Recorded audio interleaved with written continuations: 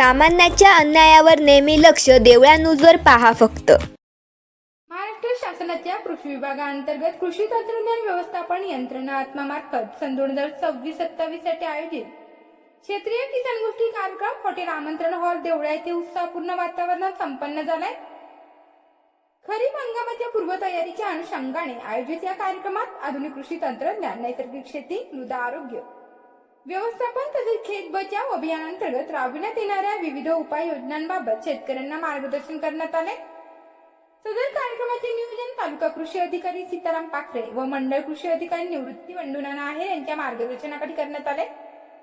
कार्यक्रमाच्या अध्यक्षस्थानी उपविभागीय कृषी अधिकारी अशोकराव डमाळे होते, तर वसंतराव नाईक, कृषी भूषण पुरस्कार विजेते बाळासाहेब देवरे प्रमुख अतिथी म्हणून उपस्थित होते.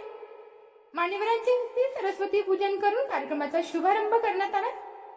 यावेळी कृषी विज्ञान केंद्र वडेल येथील शास्त्रज्ञ पवन चौधरी यांनी खरीप हंगामातील पीक व्यवस्थापन, हवामान बदलाच्या पार्श्वभूमीवर शेती नियोजन, पीक परिस्थितीनुसार उपाययोजना, बीबीएफ पद्धतीने लागवड, रासायनिक खतांचा संतुलित वापर तसेच शाश्वत शेतीसाठी आवश्यक तंत्रज्ञान याविषयी सविस्तर मार्गदर्शन केले.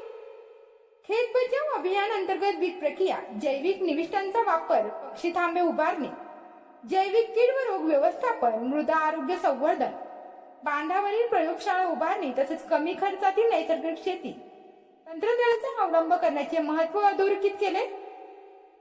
उत्पादन खर्चात बचत करून अधिक उत्पादन व शाश्वत शेती साध्य करण्यासाठी अभियानातील उपाययोजनांची प्रभावी अंमलबजावणी करण्याचे आवाहन त्यांनी यावेळी शेतकऱ्यांना केले.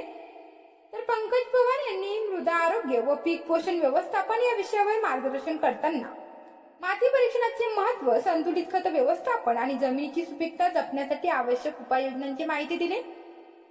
गणपत पवार यांनी प्रधानमंत्री सूक्ष्म अन्न प्रक्रिया उद्योग योजना अंतर्गत उपलब्ध संधी, अनुदान व मूल्यवर्धन उद्योगाविषयी मार्गदर्शन केले.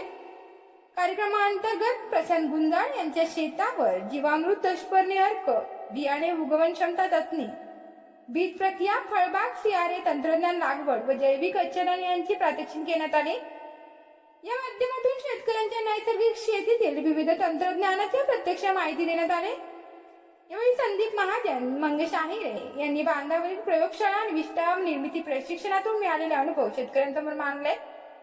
शेतकऱ्यांनी स्वतःच्या शेतावर कमी खर्चात दर्जेदार जैविक निविष्ठ तयार करून उत्पादन खर्चात बचत कशी करता येईल याविषयी त्यांनी माहिती दिली. तसेच नैसर्गिक शेतीचा प्रसार आणि शाश्वत शेतीसाठी बांधावरील प्रयोगशाळा निविष्ठा निर्मितीचे महत्त्व त्यांनी अधोरेखित केले.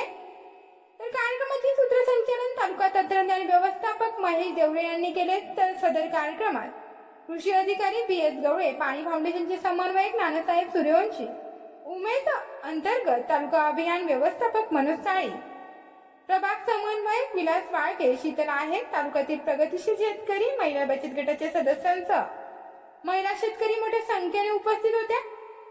कार्यक्रमाचे यशस्वी नियोजन उपकृषी अधिकारी श्रीमती एम.ए. जाधव, विजय वलगडे तसेच सर्व सहाय्यक कृषी अधिकारी व कृषी विभागाच्या कर्मचाऱ्यांनी केले.